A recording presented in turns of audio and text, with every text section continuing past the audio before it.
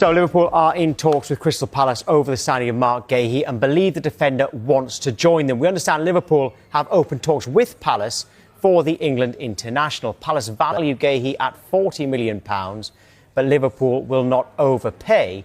That's because he has entered the final year of his contract.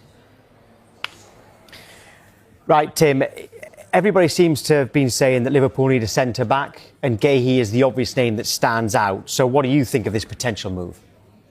I think you said it at the end there when you said he's got 1 year left of his contract. I think it's inevitable now, especially with less revenue because they're not in Europa League. It was very unfortunate. A technicality was knocked them out of that. At Palace, I just think it's going to be a problem for them to keep hold of him now. I think Marc will. He's obviously been very professional about it. He's kept very quiet. If a team like Liverpool, we know what it's like with Alexander Isak, they've turned his head, the champions of the Premier League, looks very promising for the future of that football club.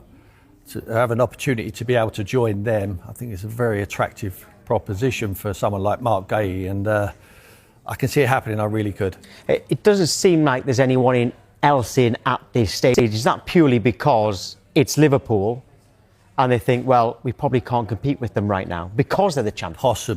Possibly. I think you've seen it, especially with Newcastle this window, that, there's nothing worse than going for a player and then getting knocked back. So you'd like to get all your eggs in a row as an agent and as a player, and certainly as a club. If you're going to go for an individual, you want to make sure you're going to be able to get him. Otherwise, it looks like you get egg on your face in the end. And I think Liverpool are the bully boys at the moment, could because they've done so well with Arne Slot last season. They are the champions. And it is probably the most attractive move in the Premier League this season. Remember that on this show you can send in voice notes giving us your opinions. And Joe has sent one in this morning. He thinks that Liverpool need to sign both Geuhi and Alexander Isak. He said,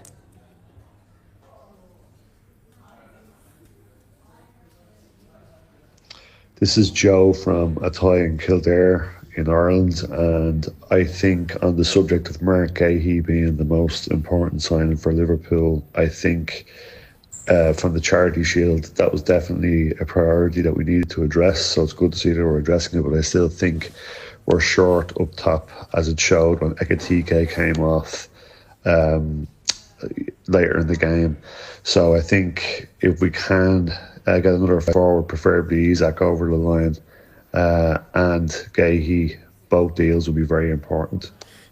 Both deals very important, Joe says, Tim, and you've said how important the Geuhi deal would be. I mean, getting that centre-back in, yes, but they have signed, Wirtz, Ekitike, they're still after Isak. Would he really be the most important one for them?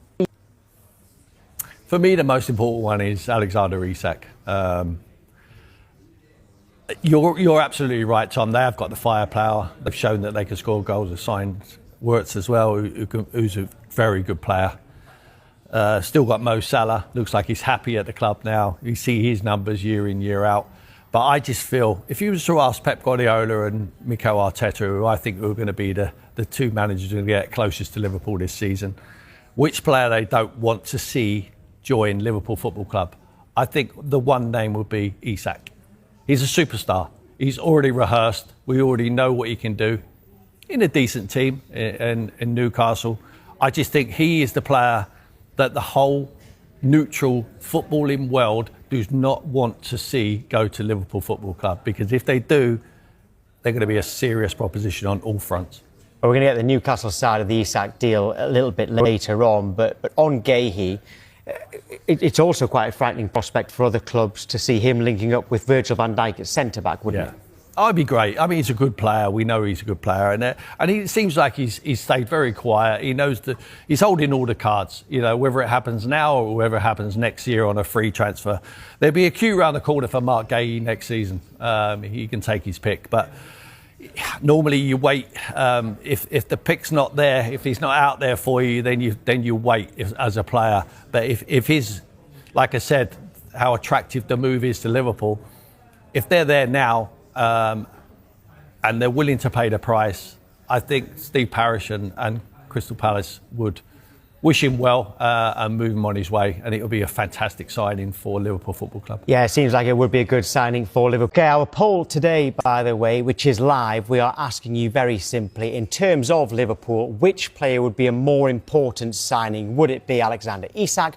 Would it be Marc Guehi? So basically, who do Liverpool need more? And at the moment, 57 of you are saying Marc Guehi. Do you know who's voting there?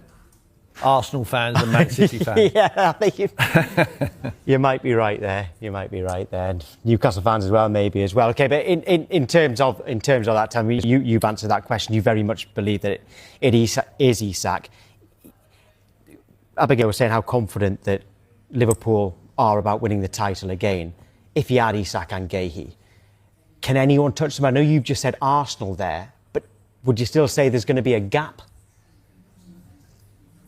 Yeah, if you was to ask me now to put my head on the line, I would say that Liverpool, Abigail's quite right, they'll be favourites before the start of the season because they've done it, they've got quality players, and they've added some real talent as well. Ekitike, for me, is a maverick. I'm not sure what you're going to get week in, week out, but sure he's going to add to the squad of players. Wirtz as well, he's been a fantastic player. He has got real quality in tight areas, can open up the door, he sees a pass at the right time. Yes, they do need some help defensively. Kwanzaa has obviously moved away. Kanate out of contract next summer. They want to make him sign a new contract. Looks like he probably won't, so that hence why they're going for Marc Guehi. I think they will get enough. If it's not Marc Guehi, it'll be someone else they will bring into the football club. So yeah, there is a gap there, but I just think if they was to sign Alexander Isak as well, it does add a lot more pressure to them. They can't just think they're going to turn up in the Premier League and win football matches and it's going to be as easy as that just because you got the names on the sheet. It doesn't work like that. You have to earn the right. They've got a real top manager who's had his first year in the Premier League and it couldn't have gone any better for him. They backed him. They've got Michael Edwards there and Richard Hughes who know what they're doing on the business front. And that's a real force at the moment, that football club. If they was to sign both of these players, which I think is a real possibility they could do, then I think it is ominous for every other football club in the Premier League. On the Newcastle aspect, it has been reported in The Athletic yesterday that Isak's adamant that he will never play for the club again. So if that's the case, have they got no other option but to sell him now and get as much money as they can? Yeah, in my opinion, you need to sell the player because you end up without the player or the money if he doesn't go now. They obviously need to sell him to be able to recruit other players. I don't think PSR they haven't got the headroom to spend any more money. They're obviously very rich owners at the football club, but they've been shy on spending the money. They haven't really, splashed it out. And there's obviously restrictions regarding them. That's not going to help if they keep Alexander Isak on the wage bill. They need to get rid of him. And if he's a player who doesn't want to be at a football club, now I would like to know if Alexander Isak has actually come out and said, I do not want to play for the football club again. I will not play for the football club. That is an absolute disgrace if that has come out of the mouth of the player. And if it hasn't come out of the mouth of the player needs to come to the public or he needs to say, I never said them words. This is not my words. He needs to be telling everyone because he's not looking good on the back of that. Even to Liverpool Football Club, if they're the suitors for him, for a player to come out and say, I'm digging my heels in so much, I'm never going to play for the football club again, is an absolute disgrace. And I don't believe players actually say that. I'd like to know where that has actually come from. And like I say to Alexander Isak, if that's not you saying it, you need to come out and tell everyone you haven't said that. Now, regarding the move, there has been speculation. It is Liverpool Football Club. There's more than speculation now. I think Newcastle are absolutely right to dig their heels in and get what they want for the player. And Liverpool, I believe, will pay whatever it takes. There will be a limit. There'll be a cut-off point. I'm not sure, even if we speculate on the amount, I think possibly 150 million will get the player.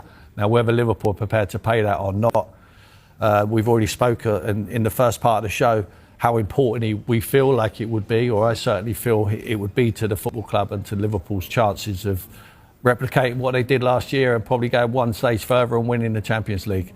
So For me, I would pay the money. If I'm Eddie Howe and Newcastle, I just want him gone now. I just want him outside of the door.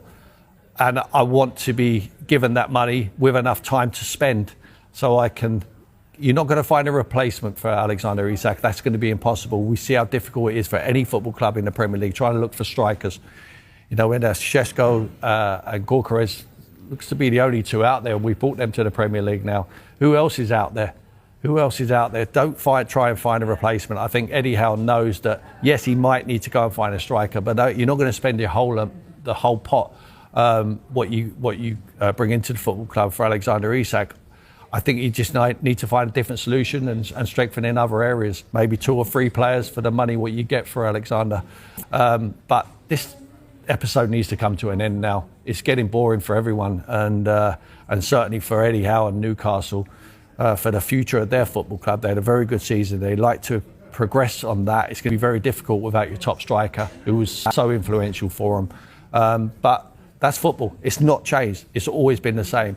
And let me just tell everyone out there that I honestly believe that there's no loyalty in football. There's no loyalty from players. There's no loyalty from clubs either.